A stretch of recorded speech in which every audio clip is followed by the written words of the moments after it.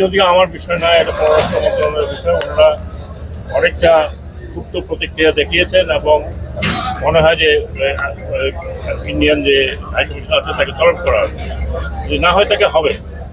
তবে আমি একটি কথা বলি, আমরা আমাদের প্রতিবেশীদের সাথে শান্তিতে থাকতে চাই, কিন্তু ওনারা যদি পায়ে পড়ে ঝগড়া করেন তাহলে বাংলাদেশের লোক তো আর কোনোদিন ওই দেশমুখী হবে না।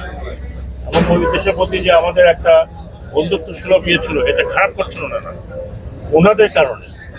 কোনো কারণ নাই যে এই সমস্ত করার। আমাদের দেশে যারা আছেন অন্য ধর্মাবলম্বী, তারা আমাদের না করি, আমরা তাদের ভালো মন্দ সবাই দেখছি। সরকারের কাজই হলো এটা। এখন বিভিন্ন মিডিয়া এবং বিভিন্ন যদি এই ধরনের প্রচার করতে থাকে, আর যদি কেউ ধমকি দিয়ে দেন মিডিয়াতে বাংলাদেশের নিরাপত্তা হুমকির উপরে, নিরাপত্তার উপরে, যা করছেন তা নিজের দেশে করছেন। দয়া করে এগুলো করবেন না। আমরা একটা বন্ধুত্ব ভাবাপন্ন নিয়ে থাকতে চাই, কারণ আমরা আপনারা জিওগ্রাফিটা নেই বা, কিন্তু যদি বাংলাদেশকে এইভাবে হেনস্থা করতে থাকেন, মনে রাখবেন এটা 18 কোটি লোকের দেশ। এটা অন্য ছোটোখাটো দেশ আপনাদের আশেপাশে যা আছে তা নয়। আমি অনুরোধ করছি যে আপনারা এই ধরনের প্রভোকেশন দেবেন না। আপনারা আমাদের এখানে ভিন্ন ধর্মাবলম্বীর কথা বলেন, নিজের দিকে তাকালে বোধহয় ভালো হয়। আমি যদিও ওগুলো কথা বলতে চাই না, কারণ এটা আমার সাবজেক্ট না। তারপরেও বলছি, যেহেতু খুব কাছে, আমরা একদম আগরতলায় একেবারেই কাছাকাছি যাই, তো এটা আমরা আশা করি না, এটা কাম্যও নয়। আমরা আমরা আমরা আমাদের মতো থাকতে চাই, আমরা আমাদের মতো শান্তিতে থাকতে চাই। আমাদের এখানে কিছু হলে সেটা আমরা দেখি। এটাই আমি অনুরোধ করবো যে ভারতীয় মিডিয়াদের, বিশেষ করে যদিও গণমাধ্যমেরও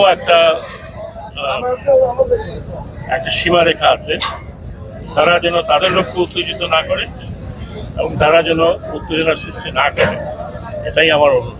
ডিসি মুন্সিগঞ্জ মহোদয়, মুন্সিগঞ্জ না? জি, মুন্সিগঞ্জ চাঁদপুর। ডিসি মুন্সিগঞ্জ মহোদয়কে দেখেছি। আমি এখন নারায়ণগঞ্জে যাবো, ওনার সাথে কথা বলবো। কারণ এটা যদি বৈধ হতো তাহলে আমাকে দেখে সবগুলো বাড়াতো না।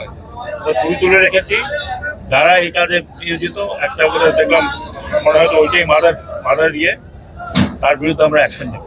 এত কিছু বলার পরে কেউ শুনছে না, তাদের বিরুদ্ধে অ্যাকশন নেওয়া হবে। অবৈধভাবে যারা বালু মহল আছে, যারা ডেপুটি কমিশনার সাহেবরা দিয়ে থাকেন, সেটার একটা প্রসেস আছে। এইভাবে যদি বালু তুলতে থাকে নদী থেকে, তাহলে কোথাও গর্ত হবে এক জায়গায়, কোথাও চর পড়বে। এটা তো আমরা হতে দেই না।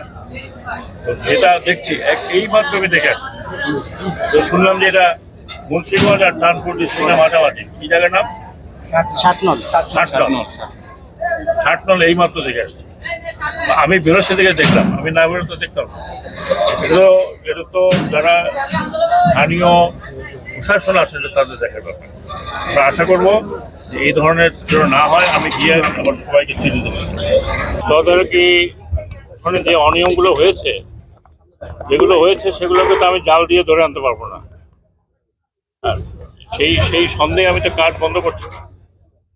যারা চুরি করেছে তারা তাদেরটা বুঝবে। এখন যাতে চুরি না হয় সেটাই আমাদের দেখার ব্যাপার। আমি নিজে আসলাম কি জন্য? দেখার জন্য। আমি তো আরামে বসে, আমি তো কালকে বরিশালে ছিলাম। বরিশাল থেকে তো আমি এখনো বাসায় যাইনি, অবসর যাইনি। ওখান থেকে সদরঘাট থেকে আসছি। আমার দরকার ছিল এখানে আসার, আমার দরকার ছিল দেখার জন্য। কারণ এটা অনেক দেরি হয়ে গেছে, বিভিন্ন রকমের সমস্যা, মুখে পাওয়া যায় না, মুখে পাওয়া যায় না। বলে গেছি যদি কাজ না হয় তাহলে ব্ল্যাকলিস্ট করবো এই কোম্পানি, যদি কাজ ঠিক মতো না হয়। কারণ আমার ওয়ার্ল্ড ব্যাংকের টাকা বসে যদি ফেরত যায় কোনো কারণে, তাহলে এই ঠিকাদারকে দায়িত্ব করা হবে। ঠিকাদার নেওয়ার আগে তার চিন্তা করা হচ্ছে সমস্যাগুলো। হ্যাঁ, সমস্যাগুলো তো আমরা অনেকখানি লাঘব করে দিই।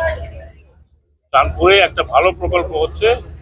আমি চাঁদপুরবাসীদের কাছে অনুরোধ করব যে আপনাদের যা যা সহযোগিতা করা দরকার তাই করুন। অনেকে এখানে অবৈধভাবে ট্রাক্টর তুলেছে রেলওয়ের জায়গায়, অমুকের জায়গায়, যে জায়গাগুলো আমাদের দরকার আমরা সেই জায়গাগুলো পরিষ্কার করতে বলছি। এখানে কোনো কম্প্রোমাইজ হবে না, বুঝতে পারছেন? এই পার্টি ওই পার্টি কোনো পার্টি কম্প্রোমাইজ হবে না। উন্নয়ন কর্মকাণ্ড আপনাদের জন্য, আপনার জনগণের জন্য। এটা তো আমি এসে থাকবো না, এটা তো আপনারা ব্যবহার করবেন, চাঁদপুরবাসীরা ব্যবহার করবেন। সরকারি কর্মকর্তারা আজকে এখানে আছে, কালকে আরেক জায়গায় চলে যাবে। এই জিনিসটা তৈরি হচ্ছে, আপনাদের সবাই সহযোগিতা প্রয়োজন। এলো খবরের কাগজ, নিখাদ, নির্ভীক, নিরপেক্ষ।